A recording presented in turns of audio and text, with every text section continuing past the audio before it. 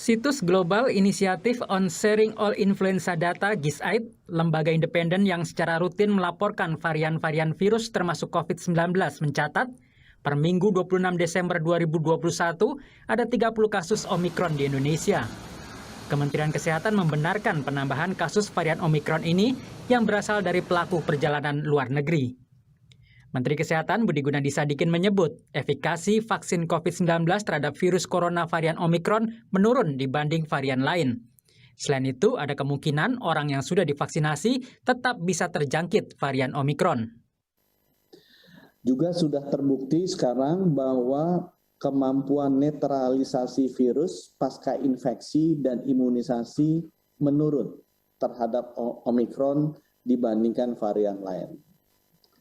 Ada kemungkinan besar bahwa beberapa orang yang sudah divaksinasi lengkap maupun booster tetap tertular Omikron. Menteri Perhubungan Budi Karya Sumadi memastikan pemerintah akan menerapkan syarat ketat pada pelaku perjalanan di libur akhir tahun ini untuk mencegah penyebaran varian Omikron. Kalau bisa di rumah saja itu lebih baik. Tetapi kalau mau pergi, ingat sekali lagi, vaksin harus 2 kali dan di antigen. Dan kami tentu bersama-sama TNI Polri akan melakukan random check di beberapa titik-titik. Rumah sakit darurat COVID-19 Wisma Atlet siap mengantisipasi jika terjadi lonjakan kasus COVID-19 setelah libur Natal dan Tahun Baru. Koordinator Wisma Atlet, Maijen Budiman menyebut pihaknya sudah menyiapkan ribuan tenaga kesehatan dan tempat tidur untuk merawat pasien COVID-19 termasuk varian Omikron. 7.894 bed. Dan kita pernah merawat pasien sampai 7.000 lebih saat itu. Saat ini oleh karena 4.700 bed dipinjam untuk karantina PMI para pekerja migran Indonesia, maka bed yang ada tersedia 3.355 ya. Penyebaran varian Omikron harus diantisipasi dengan beragam cara. Pengawasan dan kedisiplinan protokol kesehatan serta mengurangi mobilitas bisa menjadi salah satu cara menekan penyebaran virus baru COVID-19. Tim Liputan Kompas TV. Bagaimana cara mengendalikan penyebaran varian baru COVID-19 yaitu Omikron di Indonesia, terlebih dengan tingginya mobilitas warga di libur akhir tahun ini? Kita bahas bersama Diah Saminarsi, penasihat senior Direktur Jenderal WHO, dan juga Siti Nadia Tarmizi, Direktur Pencegahan dan Pengendalian Penyakit Menular langsung Kementerian Kesehatan. Selamat malam, Mbak Diah. Selamat malam, Mbak Nadia. Selamat malam, Mbak Sofi. Selamat malam, Mbak Diah. Selamat malam, waktu Jakarta. Selamat malam, Bu Nadia. Saya ke Mbak Nadia terlebih dahulu ya, Mbak Diah ya, karena ini kita bahasnya yang di Indonesia. Koreksi kalau saya salah, sampai dengan sore hari ini, petang hari ini, kami di Kompas TV menerima informasi bahwa ada 30 kasus terkonfirmasi COVID-19 varian Omikron. Apakah masih tetap jumlahnya atau ada tambahan? Iya, Mbak Sofi. Jadi di websitenya GISAID itu sudah terdaftar ada total 44 kasus Omikron positif dari Indonesia. Sebenarnya kita sudah mendapatkan data bahwa total ada penambahan ya kalau dibandingkan tanggal 24 Desember yang 19 kasus Omikron, ini ada 27 kasus Omikron tambahan lagi di hari ini. Nah, jadi kita sedang proses untuk update pelaporan ke GISAID-nya ini. Oke, jadi total semuanya sekarang 46 kasus terdeteksi terkonfirmasi Omikron ya? Betul. Nah, dari 46 ini, kecuali yang kasus yang pertama diumumkan oleh Kementerian Kesehatan yang merupakan petugas kebersihan di RSDC Wisma Atlet, apakah sisanya merupakan kasus impor, artinya dari orang-orang yang melakukan perjalanan dari luar negeri? Atau sudah ada transmisi lokal lagi? Kalau terkait transmisi lokal kita belum menemukan ya, tetapi dari tambahan 27 kasus saat ini memang ada satu kasus positif Omikron yang kita dapatkan dari pemeriksaan swab salah satu petugas kesehatan di Rumah Sakit Wisma Atlet, yang artinya sama dengan kasus pertama yang tidak ada riwayat perjalanan ke luar negeri. Oke, jadi yang tidak ada riwayat perjalanan ke luar negeri dari 46 kasus ini ada 2, yaitu yang kasus pertama. dan kemudian ada yang perawat ya dari RSDC Wisma Atlet juga ya. Sisanya dari luar negeri. Ya, semuanya adalah pelaku perjalanan luar negeri. Oke, dari yang pelaku perjalanan luar negeri ini apakah kemudian di tracing kembali, Mbak Nadia? Karena untuk pelaku perjalanan luar negeri ya, mulai dari kasus kedua sampai dengan saat ini semuanya itu masih dalam periode karantina. Karena kita memang kita ketahui bahwa kita melakukan perpanjangan karantina menjadi 10 hari sehingga memberikan waktu cukup ya untuk kemudian hasil genome sequencing ini keluar dalam 3-5 hari dan kemudian kita melakukan lokalisasi atau mencoba klaster ini untuk bisa kita lokalisir dengan tidak keluarnya orang-orang yang positif pada masa karantina 10 hari tersebut. Mbak Nadia begini, saya paham bahwa Kementerian Kesehatan bukan sebagai lembaga atau bukan sebagai entitas satu-satunya yang menentukan pembatasan mobilitas di Indonesia, tetapi harus berkoordinasi dengan pihak-pihak yang lain. Tetapi melihat bahwa saat ini sudah ada terkonfirmasi 46 kasus Omikron di Indonesia, mayoritas ini adalah dari perjalanan luar negeri, tidakkah kemudian ada saran begitu dari Kementerian Kesehatan untuk paling tidak memperkecil keran masuknya orang-orang yang bepergian dari luar negeri menuju Indonesia?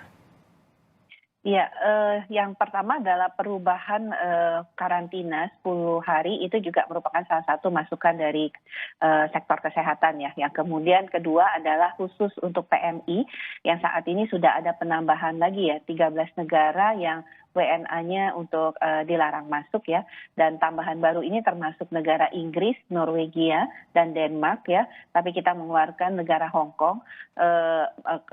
Kemudian ini yang kemudian ditambah 14 hari ya untuk PMI yang pulang dari 13 negara tersebut. Nah ini nanti kita akan sedang lakukan kajian apakah nanti karantina 14 hari berlaku untuk negara-negara yang tadi dilarang dan juga termasuk negara-negara lainnya. Ini sedang dalam kajian lebih lanjutnya untuk kita putuskan mungkin Senin atau Selasa. Mbak Dia, kalau dari WHO bagaimana sih melihat WHO pasti tidak mau membandingkan cara negara-negara menangani pandeminya, tapi paling tidak kalau berdasarkan guidance dari WHO, melihat kondisi Omikron di Indonesia yang semakin hari semakin banyak begitu, apa yang kira-kira bisa diperbaiki oleh seluruh pemerintah Indonesia, bukan hanya Kementerian Kesehatan, terhadap testing dan juga tracing untuk mencegah semakin merebaknya Omikron di Indonesia? Ya, saya rasa yang memang harus dikerjakan adalah perbaikan surveillance. Jadi diminta oleh WHO agar bisa terus meningkatkan testing dan tracing, khususnya dalam Omikron ini, karena penyebarannya yang sangat cepat dan potensinya saat ini berkembang menjadi transmisi lokal sudah cukup besar. Itu yang sudah bisa kita lihat dari apa yang terjadi di Amerika, di negara-negara Eropa seperti misalnya Inggris, Jerman, Belanda, Swiss bahkan yang sudah terjadi transmisi lokal. Dan cara satu-satunya untuk bisa mengetahui atau mengantisipasi adalah dengan peningkatan surveillance didampingi dengan terus meningkatkan cakupan vaksinasi. Jadi saya rasa itu yang tertera di dalam technical brief yang diupdate secara berkala oleh WHO. Dan ini yang diminta oleh WHO untuk terus dikerjakan oleh semua negara dalam kondisi saat ini. Oke, bagaimana Anda melihat bahwa saat ini kalau di Indonesia cakupan vaksinasi yang dosis lengkap itu baru ada di titik 52%? Jadi Omikron ini saat ini kita berhadapan dengan dua varian sekaligus. Varian Delta dengan varian Omikron. Sebelum Omikron ada, Delta adalah varian yang dominan dan sekarang dia Omikron sudah menjadi varian yang dominan di Amerika maupun di banyak negara di Eropa. Betul. Omikron yang berbahaya dari Omikron adalah kemungkinannya untuk menulari orang-orang yang sudah pernah kena infeksi sebelumnya dan yang sudah mendapatkan vaksinasi lengkap. Jadi cakupan vaksinasi itu walaupun sudah tinggi atau sudah cukup tinggi, itu tetap harus terus ditingkatkan dan memberikan vaksinasi tambahan atau booster kepada kelompok populasi rentan dengan imunokompromis ataupun lansia. Jadi cakupan imunisasi 52% harus dilihat di kelompok populasi mana, apakah publik atau tertuju kepada kelompok populasi rentan tertentu, dan itu sekali lagi masih harus terus ditingkatkan menuju sampai 80% bahkan lebih. Oke, nah di Indonesia ini kan yang jadi masalah adalah bahwa sebenarnya tidak ada pembatasan mobilitas. Pengetatan persyaratan ada, tetapi pembatasan secara letter luck begitu tidak ada, sehingga adalah sebuah konsekuensi sebenarnya bagi negara untuk meningkatkan kapasitas random testing kalau betul-betul mau melihat pemetaan Omikron di Indonesia. Bagaimana kapasitas random testing ini dan testing secara keseluruhan untuk menghadapi varian Omikron akan dijawab oleh Mbak Nadia sesaat lagi. Tetap bersama kami di Sapa Indonesia Malam. Mbak Nadia, di satu sisi di tengah liburan Natal dan Tahun Baru ini sebenarnya kalau dilihat tidak ada pembatasan yang per se, pembatasan mobilitas, tetapi yang ada adalah pengetatan persyaratan perjalanan. Nah, ini di tengah munculnya varian Omikron dan sudah terkonfirmasi semakin tinggi, itu otomatis harus ada pengetesan yang lebih besar untuk betul-betul memastikan keberadaan COVID-19 varian Omikron di Indonesia. Yang jadi masalah adalah ketika data-data menyatakan bahwa gejalanya dari Omikron ini adalah mild, tidak terlalu parah begitu. Sementara kita juga sedang menghadapi musim hujan, banyak orang akhirnya mungkin bisa salah sangka antara kena COVID atau kena influenza biasa. Nah, di sisi lain bahwa tes di Indonesia itu mayoritas masih berbayar, kecuali yang memang testing tracing dari pemerintah. Bagaimana caranya memastikan bahwa ada peningkatan jumlah testing supaya kita bisa betul-betul memetakan pergerakan Omikron di Indonesia? Ya, jadi mungkin kalau kita lihat angka testing kita ini masih cukup tinggi ya, artinya sama seperti pada waktu kita pada kondisi menghadapi varian Delta di bulan Juni Juli yang lalu. Jadi kalau kita lihat angka testing kita itu masih sekitar 3 per 1.000 penduduk per minggu. Oke, sebentar, saya sampaikan datanya dulu. Untuk hari ini, data yang masuk adalah untuk jumlah manusianya, ada tambahan 119.000 yang dites, 101.000 diantaranya adalah antigen, PCR-nya sekitar 18.000 ya? Betul. Iya, dan pemeriksaan itu memang bagian besar juga kita dapatkan dari screening pelaku perjalanan, Mbak Sofi. Jadi memang karena satu, laju penularan kalau kita tahu angka positif kita kan 0,1% ya. Jadi memang sangat rendah ya. WHO sendiri kan mengatakan kurang dari 5%. Nah, kita kurang dari 0,1%. Jadi kemungkinan untuk menemukan positif memang jauh lebih sulit. Sehingga memang kalau kita mendapatkan orang bergejala mungkin sangat sedikit karena cenderung bahwa angka positifnya rendah, juga kemudian virus kalau kita mau mendeteksi Omikron cenderung tidak bergejala. Sehingga memang screening pelaku perjalanan baik dari luar negeri maupun dalam negeri ini yang bisa menjadi indikator yang tadi Bu dia sampaikan sebagai indikator surveillance kita. Makanya kemudian kita melakukan pengetatan di akhir tahun baru ini 24 Desember sampai dengan 2 Januari bahwa orang yang melakukan perjalanan harusnya sudah vaksin 2 kali dan melakukan pemeriksaan rapid antigen untuk semua moda transportasi. Nah, ini semua moda transportasi yang membeli tiket pasti mudah untuk dipastikan bahwa masyarakat sudah mengikuti aturannya, testing dan juga sudah vaksinasi. Tetapi ketika liburan seperti saat ini, banyak juga yang menggunakan kendaraan pribadi dan itu jadi lebih sulit terdeteksi. Kalau dulu ketika Lebaran, pemerintah menggencarkan random testing. Apakah untuk saat ini juga ada rencana untuk ke arah sana?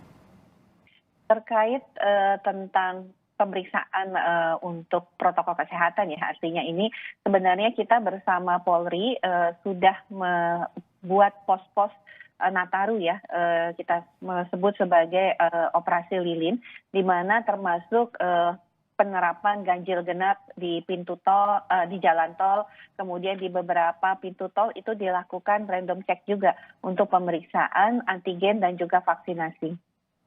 Oke, Mbak Diah, kalau Anda lihat ini kan Indonesia itu masih dalam taraf yang beruntung begitu ya.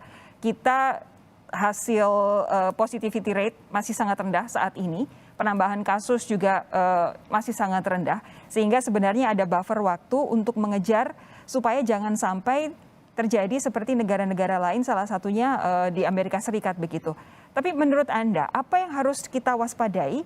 Karena sampai dengan saat ini yang ada di benak masyarakat adalah, oh Omikron gejalanya ringan kok, begitu. Jadi yang penting kita lihat adalah pola terdahulu dari bagaimana gelombang pandemi ini masuk. Jadi kita ingat dari awal tahun 2020, memang tidak semua negara pada saat yang bersamaan itu tinggi kasusnya. Jadi bergantian. Waktu Delta seperti itu juga polanya, dan sekarang kita harus lihat atau mengantisipasi bahwa kemungkinan pola yang sama berulang tetap ada.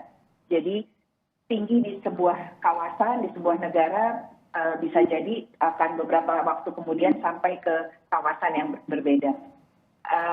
Karenanya untuk bersiap-siap tadi, yang harus dikerjakan saat ini adalah meningkatkan cakupan vaksinasi, di samping juga lebih tepat mengoreksi kepada kelompok-kelompok populasi mana vaksinasi tambahan dibutuhkan. Selain itu juga terus meningkatkan surveillance, testing, dan tracing. Situasi saat ini memang menghadapi Omikron memang pelik, karena kita atau seluruh dunia berada dalam kondisi yang mundur. Jadi sudah lebih tertekan livelihood-nya, ekonomi juga tertekan, kesabaran publik juga sudah tertekan, sehingga sedikit sekali opsi yang bisa diambil dari sudut kebijakan, makin sedikit, makin terbatas opsi yang bisa diambil oleh negara-negara anggota WHO. Oleh karena itu yang bisa WHO kerjakan adalah meminta agar negara-negara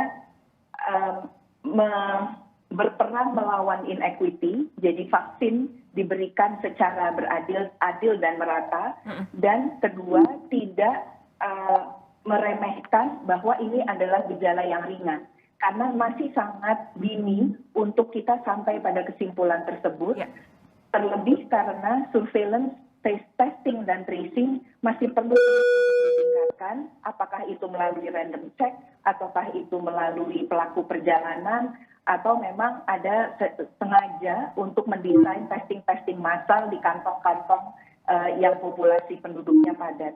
Tapi itu sekali lagi kembali kepada opsi kebijakan apa yang masih dapat dilakukan oleh negara-negara, dapat diambil oleh negara-negara dalam situasi seperti sekarang.